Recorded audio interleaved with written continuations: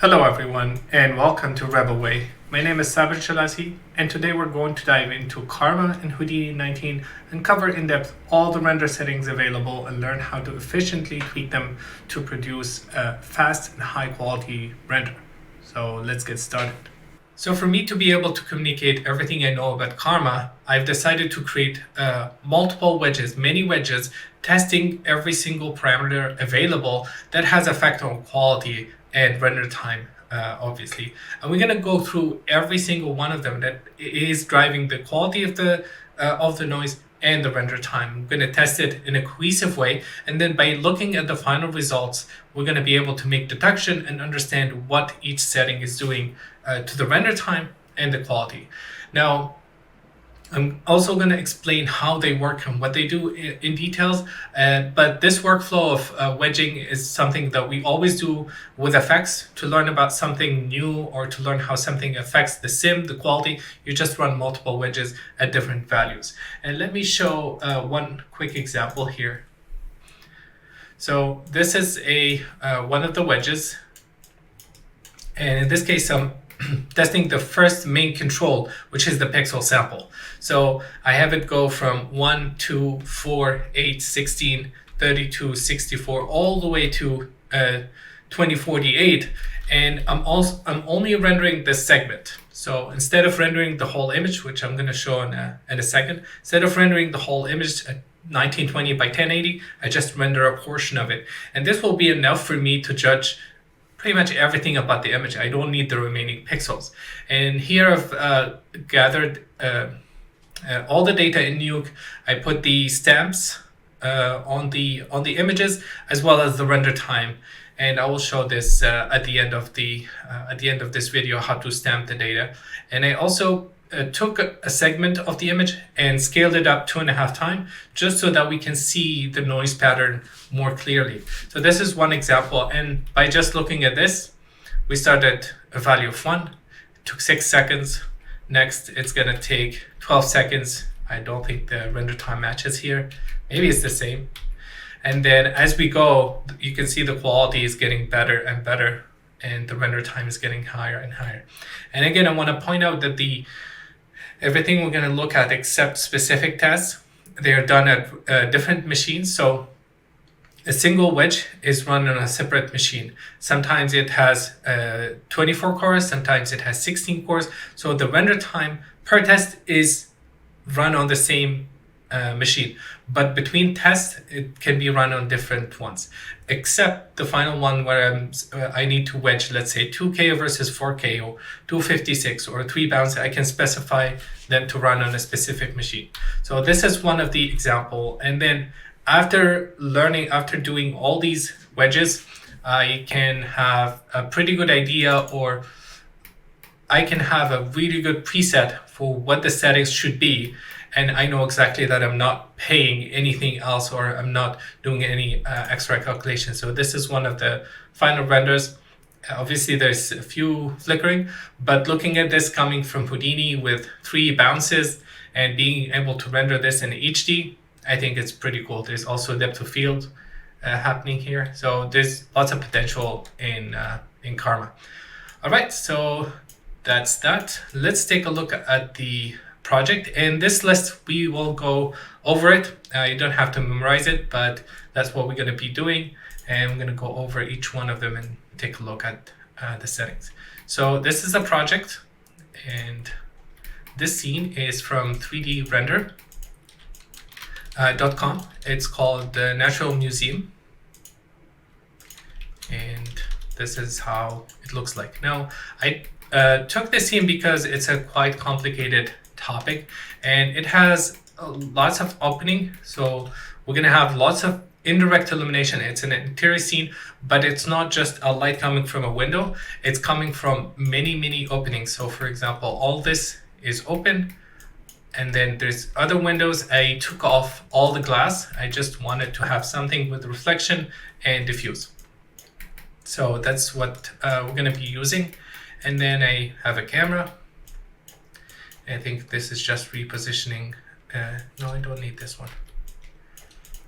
So this is the camera, and then I have 2 lights. I believe this light is just a constant. And again, I've done many tests and we'll talk about each one of them. I wanted to use the most simple light rig available, an HDR and a signed light. And if I can get those to render in a clean way, then pretty much all the other options are going to be able to, we're going to be able to render them without any noise, basically. So I have two HDRs, one with texture and one without. And the one that has texture, I clamped it to a value of 10 instead of 0 to 100. And I blurred the pixel by 2, so it's not super sharp, because I don't need the direct light to be coming from the HDR. I just need the diffuse illumination off of it. And then I have a sunlight here. The material is very, very simple. I used Material X, and I have 2 layers of reflection. So coat, this is sharper, and this is blurry reflection, so 2 of them. And I have a diffuse with a diffuse roughness of 2. And that's all there is to the scene. I assigned all of that. And if I look through Karma, this is what I have so far. And I'll be providing this along with all the wedges and all the data needed. And let's start and look at the Karma settings. Okay, so let's talk about the settings. And I'm going to create a Karma node just to start fresh. And the camera is called that, so I don't need to change it. And the final resolution is 1920 by 1080. And what I'd like to do is I'd like to change this to go to in-play, so I can test it if I want to do something live. And also, instead of progressive, I use bucket, and I do progressive passes of 1. And I also remember that I highly recommend watching the abstract effects in Houdini with Karma video before diving into this, because that one is like is more of an intro to Karma and Solaris, and this one is just gonna dive into Karma settings. So definitely check that out. I'll have it in the link, but yeah, check that one before this one. I don't need the output checkout file, and I'm gonna leave everything as the default. So the first, let's talk about the important parts, the important settings. So we have pixel sample. That is the most important. It's going to drive the quality. It has an overall effect on the render time and the quality of the noise. And then we have the min and max. And we're going to use variance because that's going to solve most of the noises and most of the noise types. In specific scenarios, you may want to use, if you have specific type of material that is across the board, and it's refractive, for example, or reflective and refractive, you may want to use distributed and lower the diffuse samples and only have reflection samples and refraction higher. For me, it's easier and better, I think, to treat the noise as a uniform problem, especially with how Karma is looking and how it's functioning. So we're going to use variance. So this is also going to drive the quality. And this one affects the pixel sample, so each bucket will be divided in more pixels. This one will affect how many rays get shot from the shading point, and the threshold is driven by the noise level. So that's one setting that goes in conjunction with this. The noise level here drives the min and max. So the finer, the lower the value, the more max max rays we're gonna shoot. If I set this to 3, the image will never clear. Even if I put this to something really low, we will never be able to clean the image because there's not enough rays. We can also tell it to shoot a minimum of 3 rays. So if we see lots of low noise, but not so much high frequency noise, we can start with 3. Say I want the ray, I know that the 3 is a minimum value, and set this to 9, for example, and then lower the noise threshold to 0.006 or test the value, and that will basically tell Karma to go between these 2 values. Next is the light quality. The light quality here is a global multiplier. Depending on the scenario of the lighting that you have, you may want to multiply the individual lights with higher samples, because in this case, if the noise was coming from the sun, for example, which is not, I would go in and change the light, the sunlight, which is this one, go under Karma and increase the samples to 3, 6, 9, 12, or something that gives me the result I need. This one, again, is a global multiplier. Yeah, I didn't test the uniform method, but this is more memory efficient and faster. This is for volume. We don't have any volumes at the moment. Then we're gonna test the diffuse limit, which is what I'm mainly interested in. In an interior scene, you'd want to have 3 to 5, 10 bounces. We're gonna see how that affects the render time and quality. Maybe if we get a node to say increase the bounces, and after 10 bounces there is no visual difference except the render time, maybe we shouldn't be spending putting this value higher than 10 if 5 or 6 gives us the result that we want. So we're going to see how that affects the result. Then we're going to talk about the Russian roulette, which will affect the samples quite a bit. Depth of field and motion blur, we don't need it. We don't need this at the moment. And then we're going to also talk about this information, this control here, the off-screen quality. It mainly works with reflection, with refractive and reflection and displacement. But I've tried it in this case because I have reflection and I have a lot of outside the frustum data. I have a lot of things that we don't see. So maybe this multiplier is affecting how noisy the data is going to be outside. Then we have the noise, which goes in conjunction with the min and max. And then we have the pixel oracle. So this is, again, something new, and it's going to, if I set this to 128, it's going to use the square root of this value to be the minimum. And this is also doing variance on the pixel samples. So Karma is deciding how much rays it shoots, how many samples it puts per bucket based on the noise level. And the noise level is been decided by the beauty pass. So depending on how your image looks like, it will use this information to decide how many samples it shoots. In some cases, especially this one, I found out that it's better to have it off, but we're gonna see that later. We don't know this yet. We're gonna see how that affects the render time and the quality. And it also has a threshold. So we can say it's 0.005, so it's very fine. And we know that it's gonna be shooting 128 most cases. Now I don't know, I haven't talked to side effects yet, but I don't know if it's increasing, if it's starting at 11 and then shooting 64 and then 96 and then 120, if it's incrementing. I believe it is because of the way Karma is progressing through the render. I believe it's doing that, but it could be doing either 11 or 128. Anyway, we're gonna test that and see. You can also apply a lookup table or a display view. Let's say we're rendering in this color space, but the image, I want this Oracle algorithm to see the image with 2.2 gamma. So all these dark areas, I want them to be lifted so that I get more samples. They don't get ignored because the variance will ignore darker value. It only puts important rays or care into the areas that are visible, which are brighter generally. So there's that. And then what else do we have? Let me see. So the Oracle, we're going to test that. And then the number of GI bounces, I'm going to see how the Russian roulette affects that because they are very interconnected. The off-screen, and then the denoise options available. And we're going to try some ideas using 4K, 2K, and comparing 2K to 4K.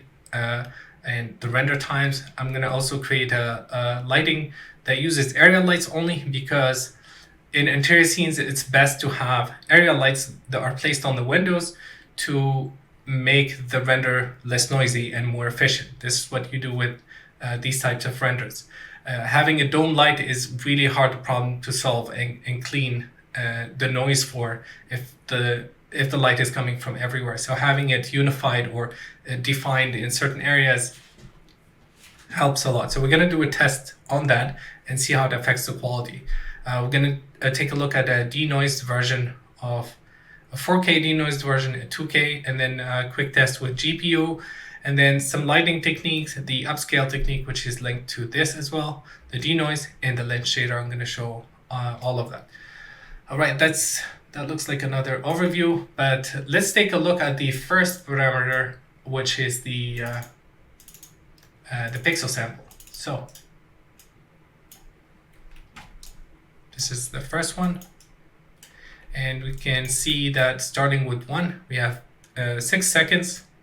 At 2 I believe it's 12 seconds or 9 seconds, and then 4 11 seconds. And as we go, we get a more basically cleaner and cleaner image all the way to 1024, but 2048. Here's the other thing I wanted to talk about. I'm only rendering a segment. I don't want you guys to forget this. The render time here is only for a third of the image, and that is defined here. I'm just cropping the image output under aspect ratio. I believe I set this to 0.2, 0.5, and 0.7 or something like that, and that will just crop the segment to be like this. Now, one thing I noticed and I liked is the change in this value versus the render time. So here we have 4 and then it's 8, and look at the render time, it's doubling. And again, from 22 to 44, and precisely 44, and then 2 times that, and then 2 times that,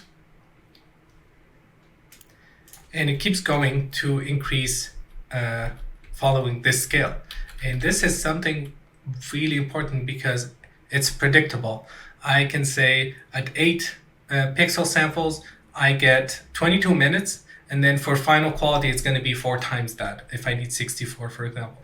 So it's a very good thing to be able to predict the render time, and we're going to see other benefits of this as well. So it looks like to me that a pixel value of 64, maybe 128, produces a clean render. But after that, the noise is not, it is getting better, but maybe here and here, there's not so much difference.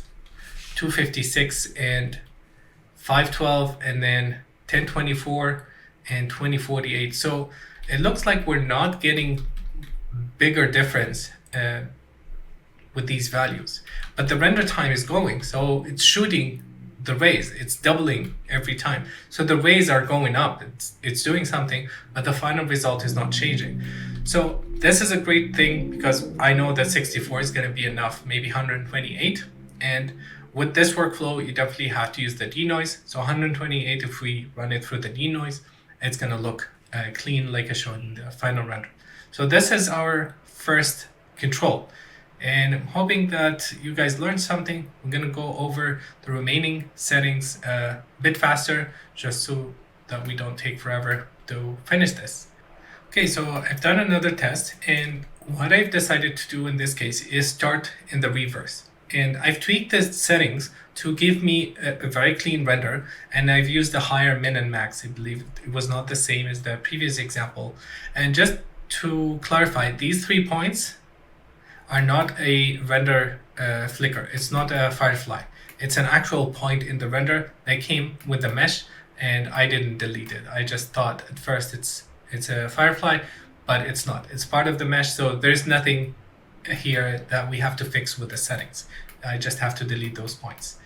And what I've done in this test is I cleaned the render as good as possible, and then I wanted to go backwards. I wanted to start lowering the samples until I reach the point where it's really bad and I have to go back. It's the same as the other one, but this one I started from a clean render versus waiting it to go up, and then I work backwards. I also put the direct and indirect passes here because it's very important.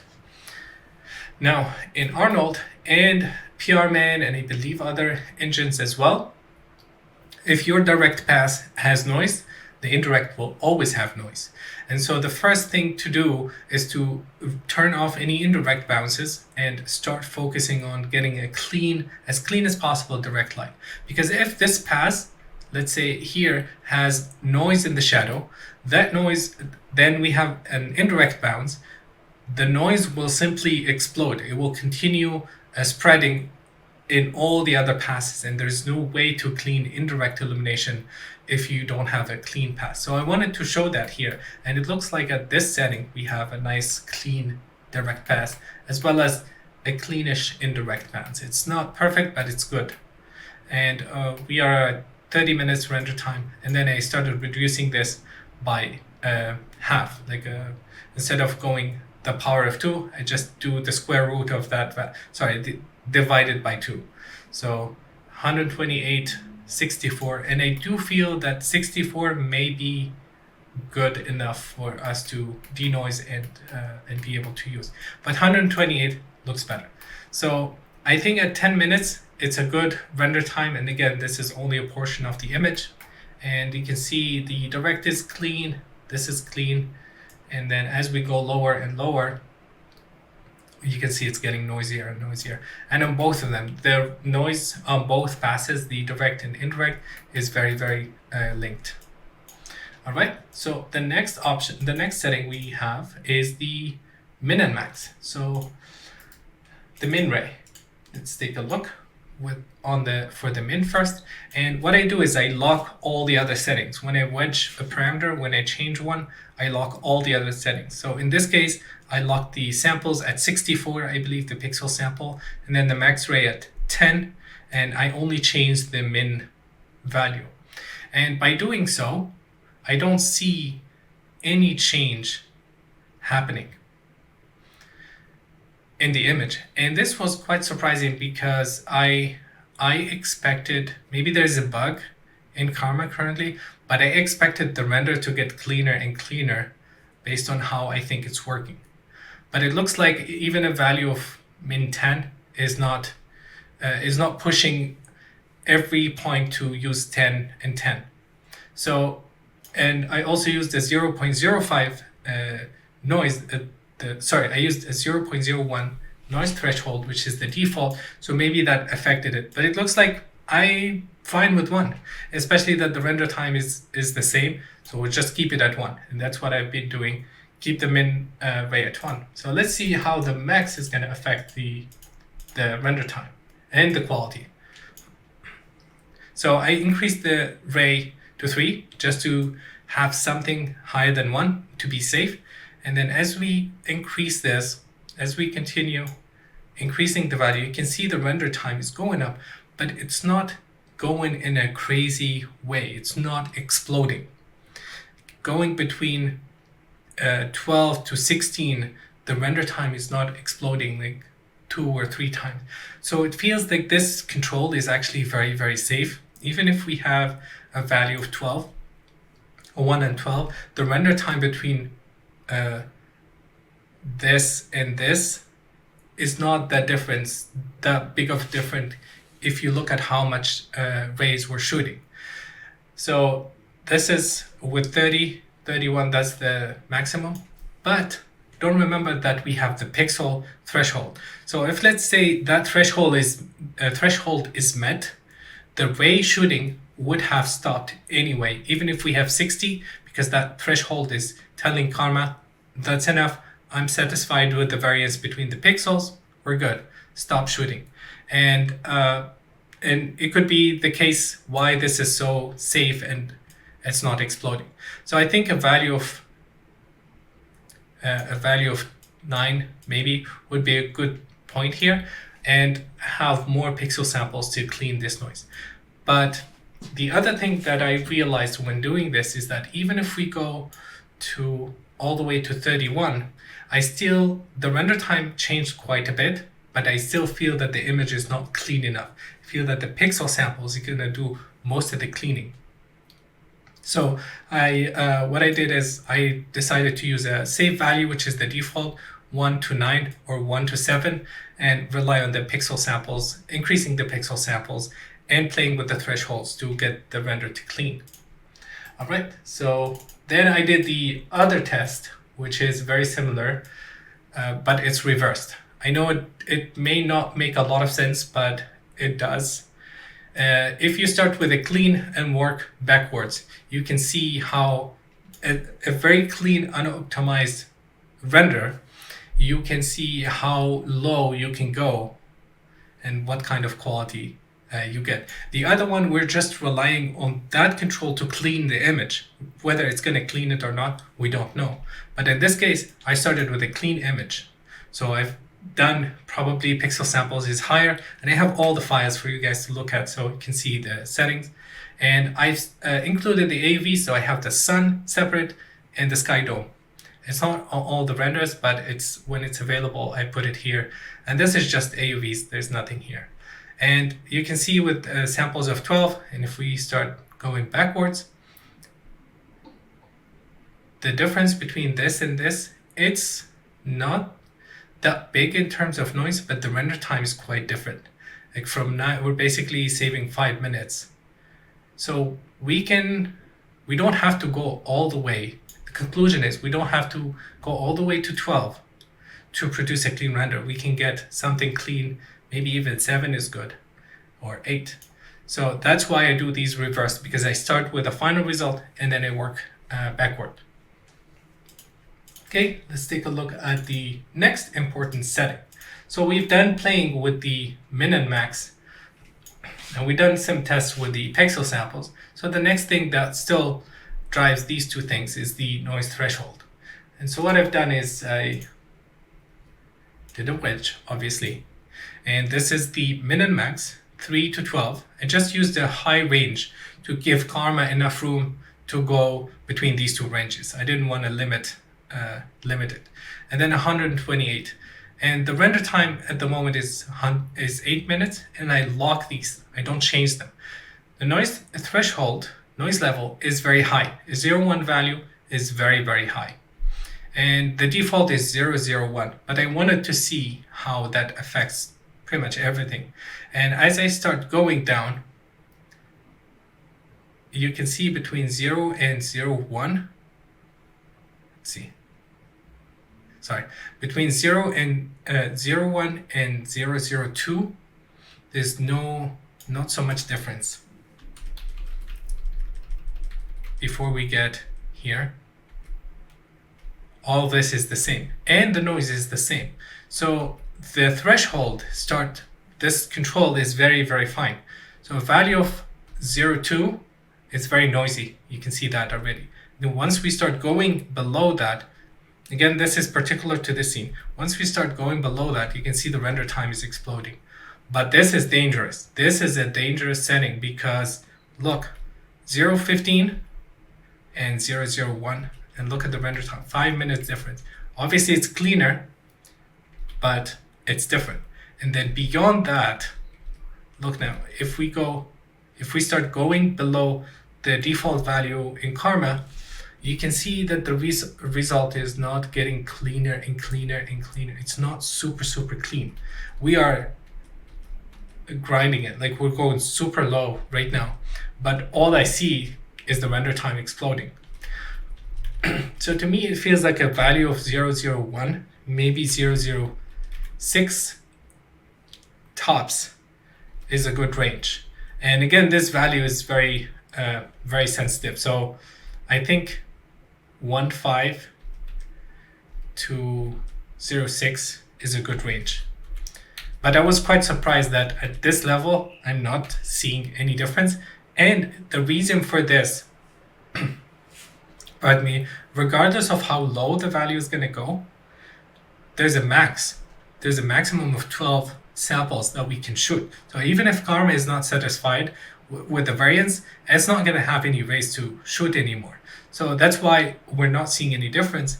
But if I leave the room, put this to 64 and start going lower, then we're going to start seeing the render time explode like crazy. So I think a 0.01 is a good start, and maybe 0.015 is also good. But this was a very interesting test to see. All right, let's talk about the next important section, which is the oracle. The next important setting is the oracle. And this is something new in Karma and Houdini 19. And what it does is basically switches the value of the pixel samples based on the variance.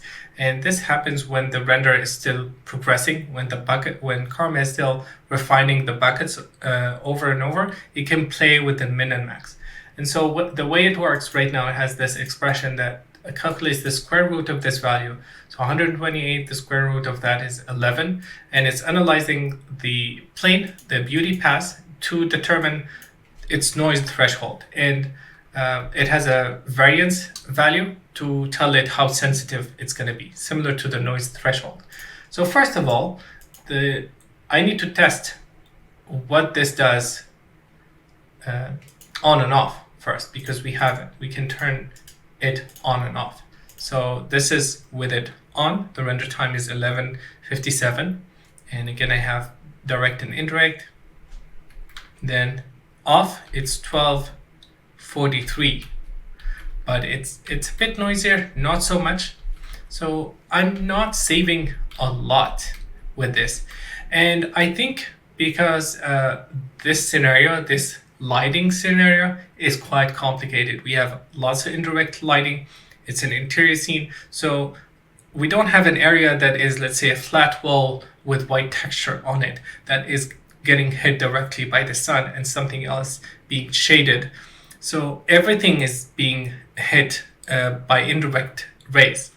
So I think that's why the noise is across the board. So the Oracle algorithm is simply going to the highest pixel samples.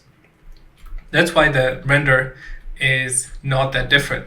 Maybe this area is treated as clean, like it doesn't have a lot of samples because the brightest, and honestly it is the cleanest area, but I think it's because the direct light is hitting here. You can see it here, it's cleaner as well. So with it on and off, not so much of a difference, but let's see. We need to test this more. So what I've done is I've tested the threshold, and I kept the value between 11 and 128, and I decided to set the min and max to 4 and 4, both of them.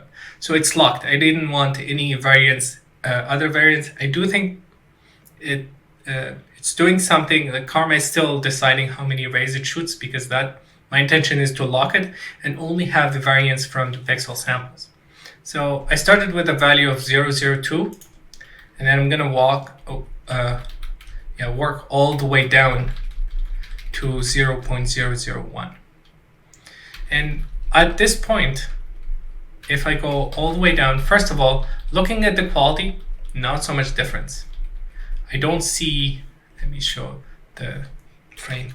So I don't see a big difference in the noise looking at specifically this zoomed in section. Nothing. And then if I go to 001, it's almost the same render time as if it's off. So here, well, it's not the same. This one has a higher setting, but I think at this ratio, it's almost as if it's off. So it's only shooting high 128. So I'm not sure how to use this control yet and where it's going to be useful. Again, this is a very complex lighting scenario, and that's why I picked it, because it will push the render to its limit. But this Oracle, I think the idea is very useful, but maybe not in this specific scenario where we have lots of indirect. If you had a car, for example, in an exterior scene, and you have, everything is being hit from the sun, or it has uniform textures or uniform colors, maybe this would be helpful. Like, you don't need lots of rays there, and it can skip tons of areas quickly. And then when it comes to the shadow areas, maybe you need more samples there. But again, in this case, that's what happens with the Oracle. We can simply have it off and just be safe that it's not gonna make cause any issues. All right, so the next setting that we're gonna take a look at is the light quality. We'll talk about it in this video. So let me open it in Deja Vu, and I started with a value of 0. And you can see we have no indirect illumination happening. Once I set it to 1, the render is back to life. So the minimum value is 1. You can see the render time is not changing really here. And then I started increasing it, and I have the sun and the sky dome.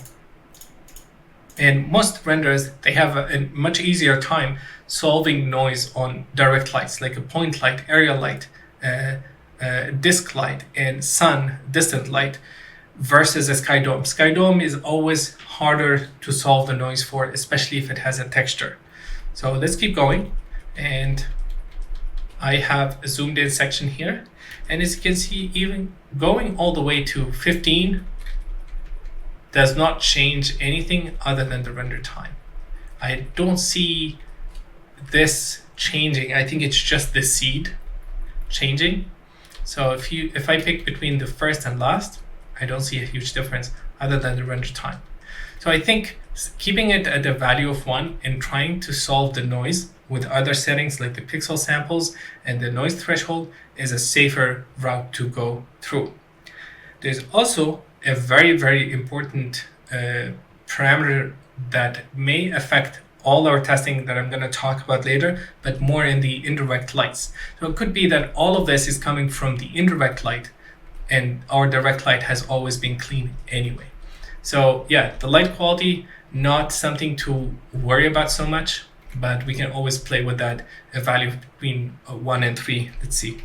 Yeah, 1 and 3 is a safe value. Like if the render time is not changing, and if we see improvement based on this control, we can proceed based on that. So just to go back, the oracle is here, turning it off by setting it to uniform, and then the light quality is this one. So that's the setting we just talked about. Next, we're going to talk about the indirect guide. One of the new features of Karma in Houdini 19 is this thing called indirect guide. And in a lot of interior scenes, you would have sources that are not visible to camera, they're far away, could have a very long hole, and you're at the end of it, and the light needs to bounce to reach the final camera. And in that case, it would be very useful to tell the shading point where to place the samples, where the light may be coming from, to guide it, to direct it. And this is something that Redshift has, V-Ray has, and I believe other engines as well. It's like a light cache path that runs before the render. And Karma can use that to determine what is the most important place to place the rays at, like guide it, basically. And so that option can be found here under under advanced sampling, enable indirect guiding. You can tell it how many passes it can use, and it will run as a pre-pass before the render. It will have its own progress. You can see it in play happening, and then the render will start. So what I've done is I started with a value of 2, and then I started increasing it all the way to 256. And what I first of all, when it's at the value of 2, I did not see a big difference in the quality. So that's my main thing, is quality, regardless of the render time. And so even at a value of 512, the quality has not changed. So this indirect guide may not be ideal for this type of scenario. Maybe it's best to have like an interior scene with a single light source, like a specific window open. This one is an interior, but also exterior, like it's very open, but also has lots of windows. So it's very complicated. Maybe it's not ideal for this, but what we can see is the samples can have a big effect on render time. So those samples, Karma is not playing, it's doing proper calculation, and it's expensive. So whatever we put there, we have to be very careful as to how much we put and whether it's affecting the quality or not. Yeah, so that's the one of the new things in Karma. I didn't use it in the final render because, as you guys see, it doesn't affect the final quality. So let's take a look at another setting. Okay, the next important control for me is the depth of the indirect illumination, or the diffuse limit. Currently it's set to 1. Most of the tests that we looked at have either a value of 1 or 3. And what I've decided to do is start with 0, see how much render time it's going to take. And I kept all the other settings locked. I believe I have 64 on the pixel samples, or 32, and 1 and 6 on the min and max. But that's not very important. What I'm looking at here is really the quality of the image, not the noise, but the actual lighting. And likely I have both of these AUVs, so we can see how the bounces are affecting each light. And I wish there was a control, which maybe it does, I haven't seen it yet, to limit the number of bounces per light. This is something that Arnold has, that you can say this light only bounces 2 times. After that, don't consider it. And looking at this result, if I go all the way to 10 and going back, especially looking at the sky dome, a value of 2 bounces, maybe 3, is enough for this. That's it. After that, the result is not changing that much. It's basically a gain, or you're lifting the gamma. But on the light, on the sunlight, the effect is much bigger. You can see, if I go back here, you can see this area, and all this is getting properly illuminated by all these indirect bounces. So to me, I want to turn off indirect bounces on the sky dome, because I know it's slow, I don't need it, but I want the sunlight to bounce as many times. So the only way to do it right now is to do 2 separate renders, one with GI bounces, one with the sky dome and set bounces to 1 or 0, and then a separate render with just the sunlight. But maybe there's a setting to limit it on the area light. Let me take a look. So here we have sampling quality, we have force uniform, activation radius. Yeah, there's nothing that says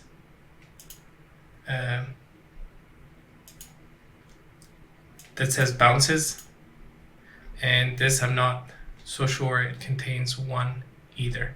So yeah, maybe I'll do some more research, but it would be great to have that. Now, the important thing we want to look at is obviously the quality.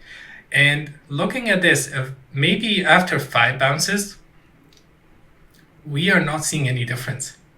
Like here, after this, maybe this, it feels like almost a lift. Like you would just do it in comp, but we're paying a huge overhead for this. Like if you go 29 passes, obviously you don't need it, but look, from 3 minutes, we can end up with 12 minutes. But I think for this, even this interior scene, which is quite complicated, I think 3 to 4 bounces is enough, and the render time is still reasonable. Again, I used a lower setting to be able to render this quickly, but I think 3, maybe 5 tops, if the render time is not crazy, is enough for interior scenes for this type of scenario.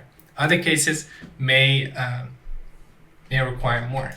So the next important control that we need to talk about is called the Russian roulette. And this is a very tricky and dangerous control, because I'll try to explain it. So see the Russian roulette.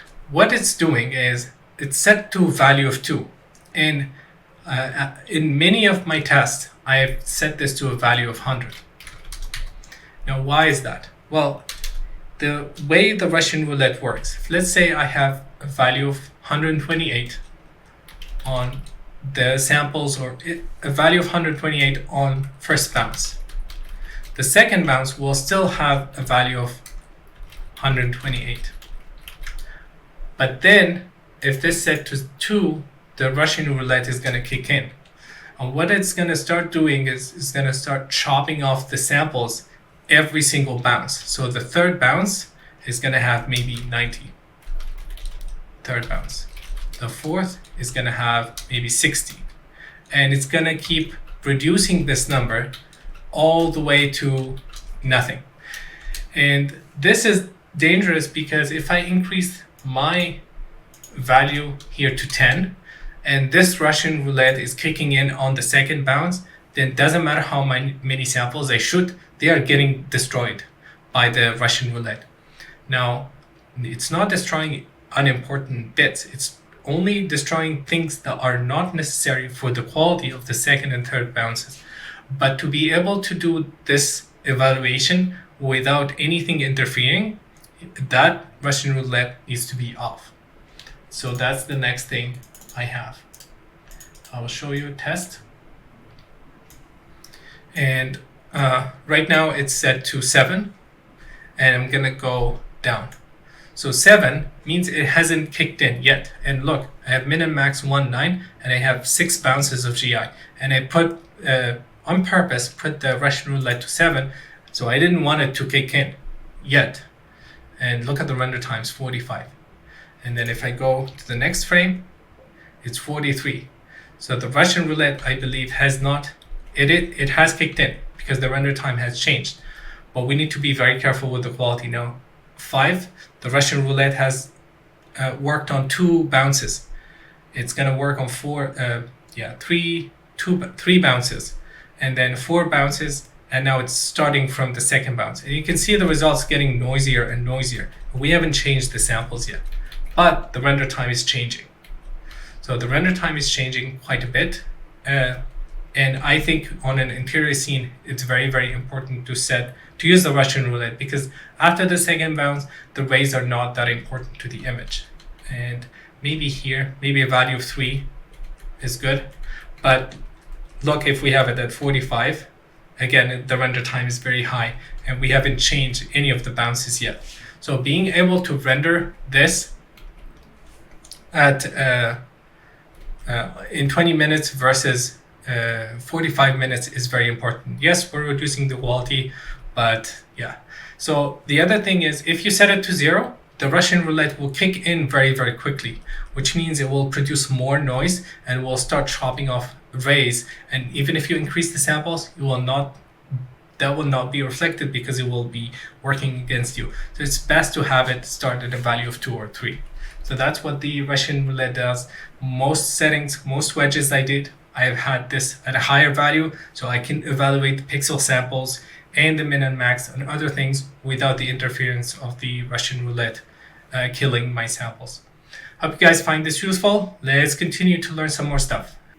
So I have been able to produce clean renders out of Karma. We've noticed that even increasing the settings to something really high, we are not able to 100% clean the noise. And because the way Karma functions, the type of noise we're getting is fits perfectly into a denoise algorithm, and they ship with the optics denoise as well as the Intel AI based denoise, which is amazing. So the newest version of the Intel AI is actually really, really cool and quite impressive, to be honest. And we're gonna try to get the result to look as good as possible. The type of noise that we need to be worried about is the fireflies, which is something non-uniform, something that happens in a specific region, and that's a little bit worrisome and can be problematic to solve in post. So what I've done is I have did a render with only updating the pixel sample. So after we looked at everything, I think we can safely assume that using a min and max value of 1 and 8, 1 to 9 is a good starting point, a good base to give us nice clean renders. And then the second control is the pixel samples. Now we can play with the threshold, but we can also assume that the 0.01, the default value, should be able to give us a clean render as long as there is enough pixel samples. So what I've done in this test is I went ahead and rendered with pixel samples increasing from 2, 4, 8, 16, 32, 64, and you can see the render time is going higher and higher. And towards the end, it's almost clean, and this is the entire frame, by the way. I'm not working on a segment anymore. I was able to get this super clean render. I'm gonna have it on the side. Now I talked in the other video how to use the noise AI, and I'm gonna show it briefly. So basically, once you render, you have to have normals and albedo. So these two passes, these two AUVs are important. And again, this talked about in the previous video. So you can go into the render settings and export the albedo as well as the N. So N, smooth normals. And if you go to the image, load in your XR render. So let's load in one of the renders.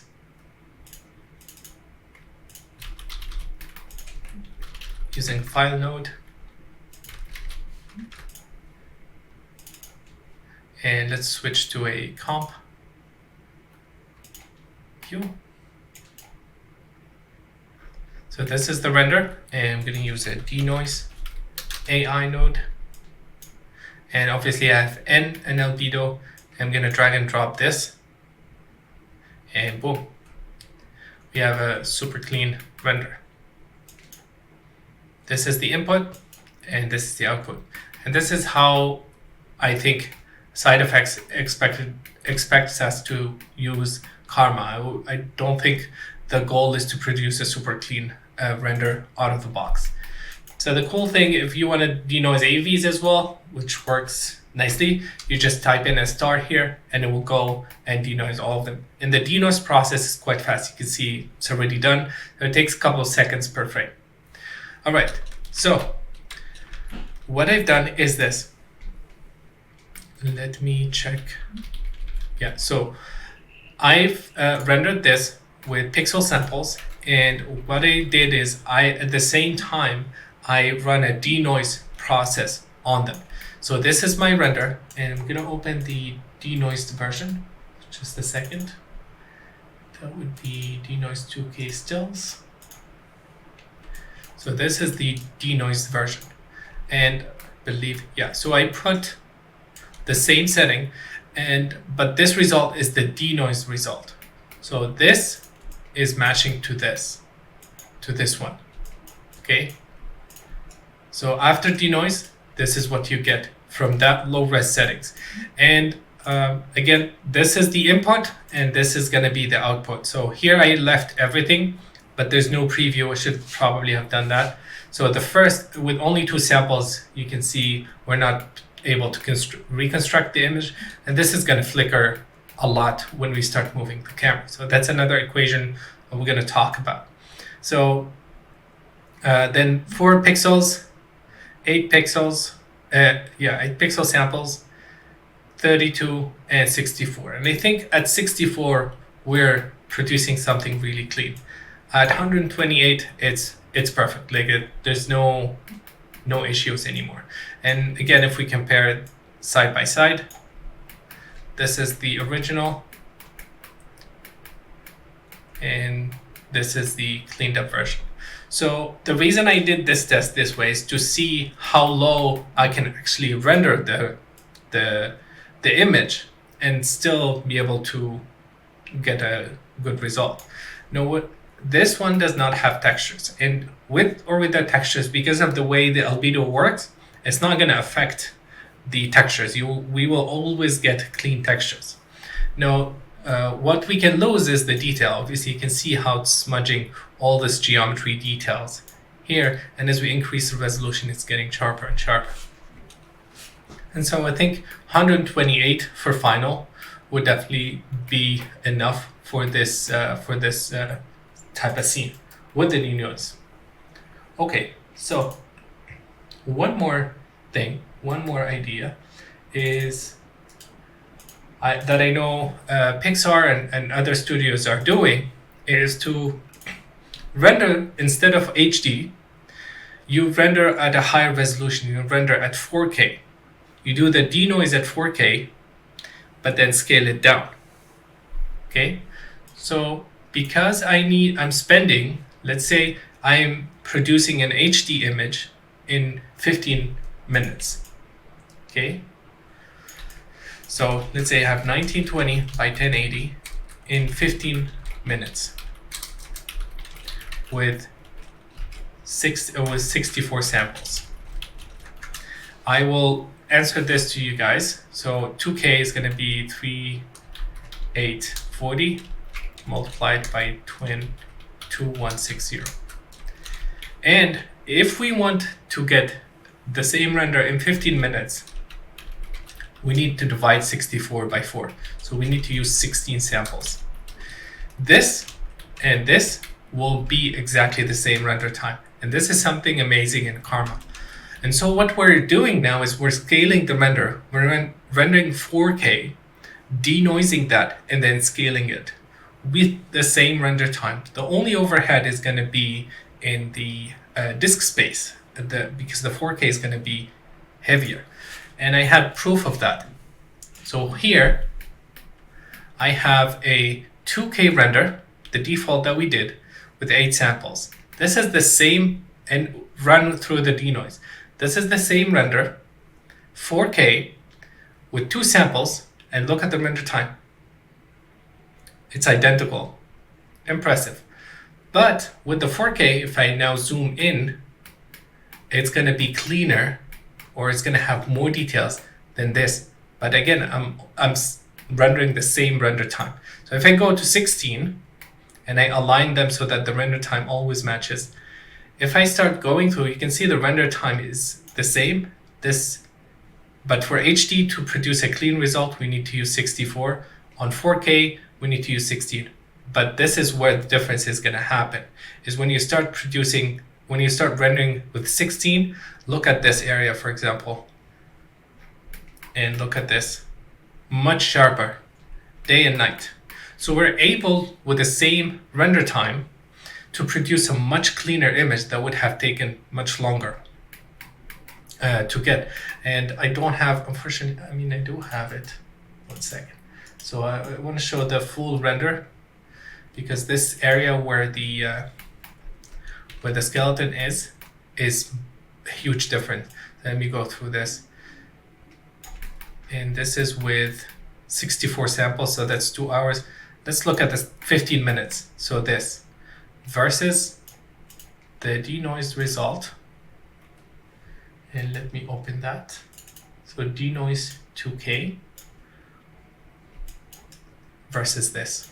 So here, this is 2K denoised and same render time. I'll pick the same render time, make sure that we're not cheating. So 64 samples, 15 minutes. This is what we get. If we do this 4K technique, look how sharp it is. And this is same render time. Okay, so 15 minutes.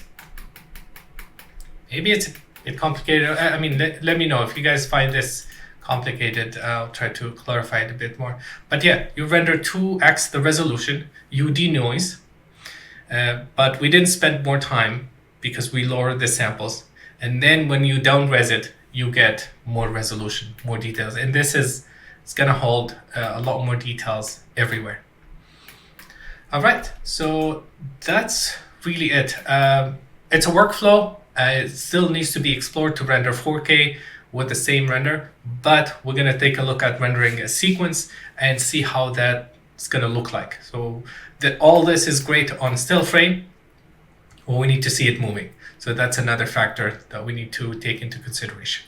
We're almost done looking at all the parameters that have an effect on the quality and the render settings. The last option I want to take a look at is the off-screen control, which controls the dicing of the geometry outside the camera. So basically anything that we don't see that is being reflected or used in the indirect illumination would be affected by this multiplier. And this generally applies to reflection, refraction, and displacement. And in this case, we don't have a lot of those things. I mean, we have reflection, we don't have a lot of displacement. But anyway, I wanted to make sure that we test it out. I think in the cases like ocean surfaces with ships, where you have something visible and something not visible, definitely we're gonna see more of this affecting the render time and not so much the quality. So it's basically reducing the dicing of data that we don't see. So I started off with a value of 1 and the render time, again, min and max 1 and 8 and sample 64. And as I play through, you can see, especially the quality, nothing is really changing. I mean, here it changed a bit, but nothing drastic. I think it's just, some load time or something. But overall, there's nothing that's going to affect our scene or this type of scene. So that's a safe control to leave as the default. Now, I think we're pretty much done. The next thing that we're going to look at, obviously, how can we produce our final resolution and what is the setting that we have to put in. The technique of using 4K and 2K can be very useful in many cases. I mean, this is a simple example here, but I think it can save a lot of time. And what I've decided to do is I wanted to do a test with 2K, 1920 by 1080 at 64 samples. And this is the final result with denoise. And if I play it through, There is a little bit of flickering, but again, I have depth of field going on, and it's a very complex render in terms of illumination. So I think using 128 would have produced a much better result. But again, this is only 30 minutes per frame and using 64 samples. So the same render, the same result, rendered at 4K, denoised, downscaled, same render time, same everything, same render time on both. And this is the 4K. And when we look at it, the 4K is more stable and has much more details. And I mean, I know why this is happening, but it's very interesting to see it in motion, that it's much more stable.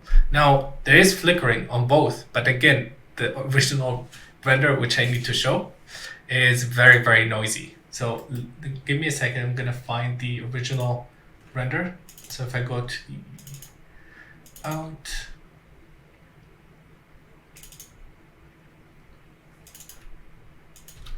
okay, I have found the files, and I just want to show how noisy it is on 4K and show this workflow of rendering it high res.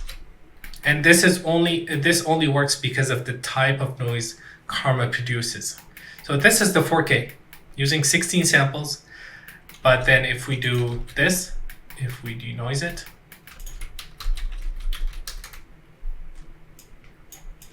it's going to be clean. It's going to try to clean as much as possible. And it's a bit slower. So that's the 4K. And then we need to scale it. So scale. And I'm gonna divide it by half. So you get 1920 by 1080. And this is the original. The original is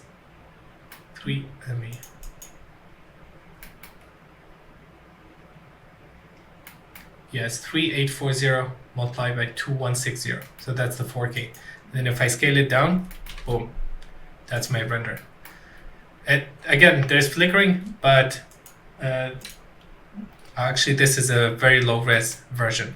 So I need to go to frame 5. Yeah, this rendered like with 2 samples or something. So if I go to frame 5, it's gonna have 128. This is the sequence where I wedge the render settings.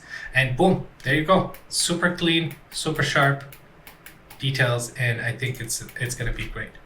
So that's the technique of rendering 2K. The goal is again to keep the render time the same without having to spend more, but with that same time we're able to basically get 2x the quality in the final image. So let me show the render again, the comparison again. And this is 4K with always a fourth of the pixel samples because we're rendering 4 times more pixels and denoising each of them. I think at 128 this would be a perfect result. And this one is good as well. We're almost done talking about Karma in explaining all the options it offers. I hope you guys learned something and feel more comfortable to use it now.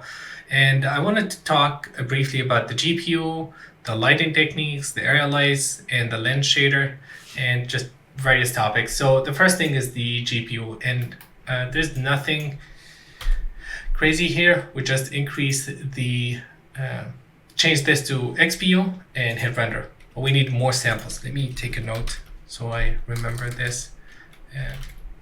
Power. Okay, so let me show a test render of the GPU. And this is done on a 3090 RTX versus a dual Xeon CPU with 32 cores. So the render time on this one is 4 minutes, and I used 1024 samples. I think if we render at 512 or maybe 256 at 4K with GPU, it'll probably be clean enough, and it will be done in 4 minutes, maybe 2 minutes even. But yeah, this is very promising. I hope Side Effects continues to support it and add all the features, but I think it's gonna support more Material X versus the effects related workflows, which relies heavily on, doing a lot of complex things at render time using point clouds and displacement and things like that.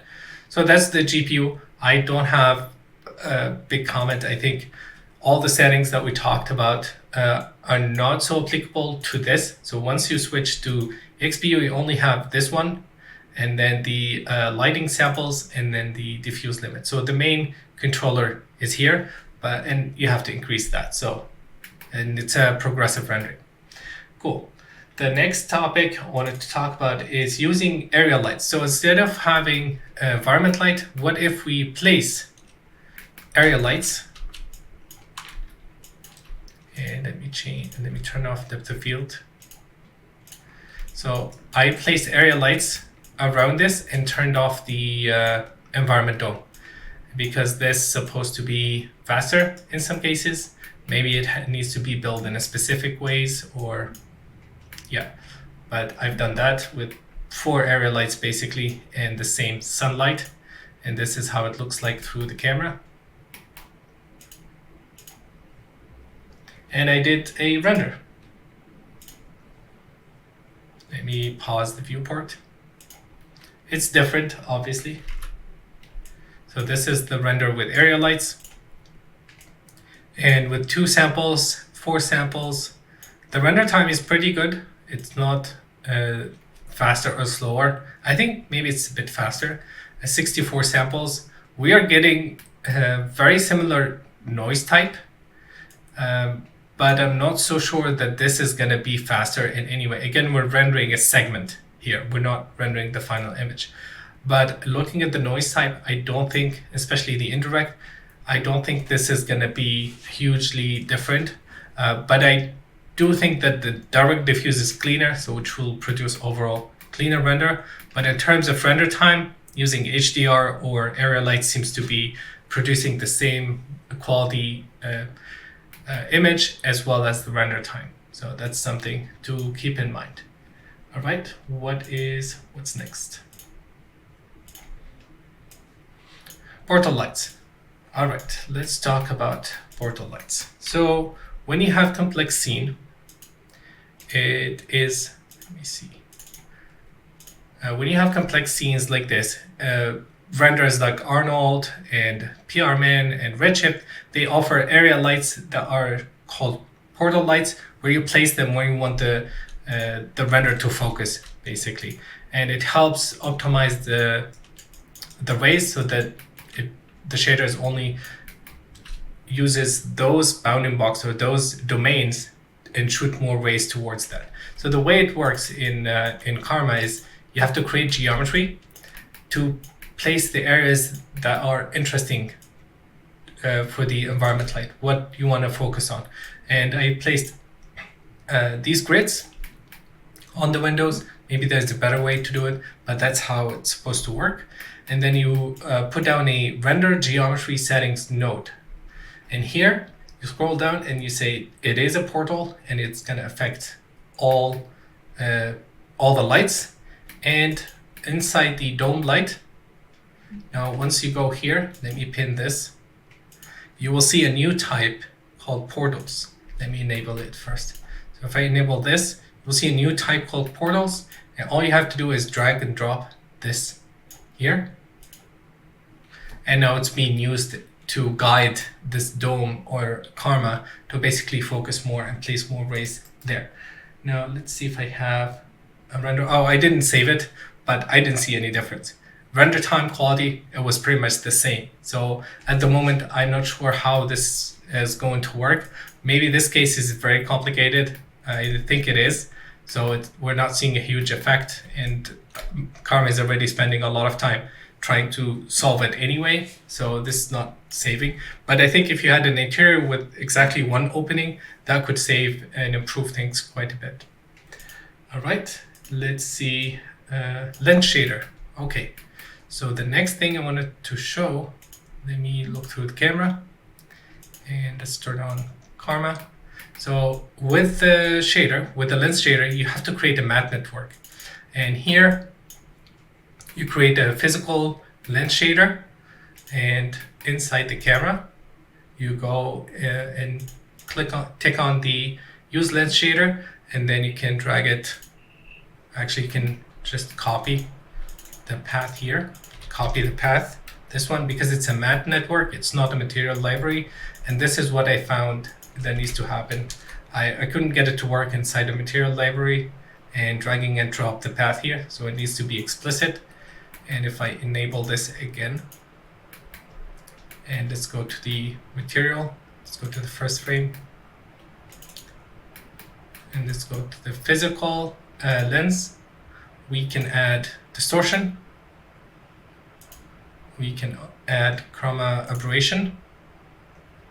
And this is how I got the aberration dispersion on the glass from the previous tutorial, the arrow scene. This is how I got that dispersion effect. And then you can tint, you can add exposure, you can add vignette, which is pretty cool. And honestly, it's quite fast. So that's it. And then we can play with the depth of field. Here we can shrink the range. And let's go to the end frame. And you can see we're getting more depth of field now. Oh, it's not in the viewport, sorry. I think I have it off. Yeah. So enable. And now we're only, everything is blurry, basically. All right, and the last thing is the power function and how I created the settings. So let me pause this. So many times you have seen the render changes. Let's see, let me pick a scene where this is working. So denoise, area lights, samples reduction, for example. So you see the samples go from 128 and down or up. So the function I'm using is the full resolution, like 1024 divided by the power of divided by the 2 power of exponential of frame. So this is what you get. You get a growing number that matches the settings. So you get 2, 4, 8, 16, 32, 64, 128. And then in other settings like the threshold, let me open this up.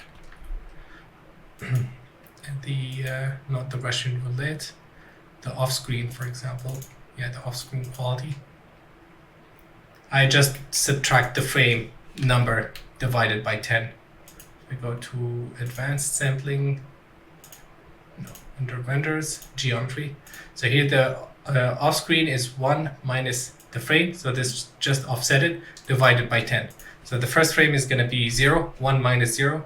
The next frame is going to be 1 minus 0, 0, 1 minus 0, 2. You can see it's going down. And we can have a more granular threshold if we just divide this by 10. And you can see it's going the more precise. So that's how I did it. It's very, very simple. And that's how I would pretty much all the parameters. Let's recap everything we talked about. And just a note about Karma and Houdini 19, all of this is very, very new. So there's very little documentation, there's very little test about it. In fact, the documentation is almost non-existing. So it's our job to do all these tests, explore, try things out and see how it works, and maybe point out things that are not working to side effects, or let them know how they can improve certain things. I definitely feel that it's heading in the right direction. As a second release, as a production ready, as a first version, it's a very, very robust render. Now I picked a complex scenario, and that's what I'm probably going to be doing next, is pick another complex topic. And I want to explore rendering different things with Karma and share with you guys how that's going and how to tweak settings and if I run into any problems. But overall, the main takeaway from this is that pixel samples are important. Min and max rays are safe to keep at as the default. Maybe you can lower them a bit. The noise level is very sensitive. You have to be careful. Oracle is something new. It's not working in this type of scenario. Maybe it works in other cases. So that's something, and it is not having an effect on render time. Light quality, you guys learned about that. Indirect guide is still up in the air. I don't know what's happening there. The GI bounces in this example is very, very clear. The Russian roulette, very dangerous, but very important in various aspects. So keep that in mind. Off-screen is not helping here with this type of effects. The denoise technique for the 2K, 4K has lots of potential. Maybe you guys can explore some of that. Sky Dome versus area lights seems like it's pretty much the same. And then the rendering of the entire sequence to see how the noise holds up for an animated camera. GPU, very, very promising. If it works, if you have a scene and everything is looking good through GPU, just use it. It's going to be faster. Lighting techniques, we talked about the area lights and stuff. The upscale, I talked about that. And then the denoise is very crucial with Karma in this workflow, as well as the lens shader. It's very cool, has lots of features. And I'm gonna keep digging on this. I'll provide all the files. I'll provide all the final renders. And hope you enjoyed this. And talk to you soon. Bye bye now.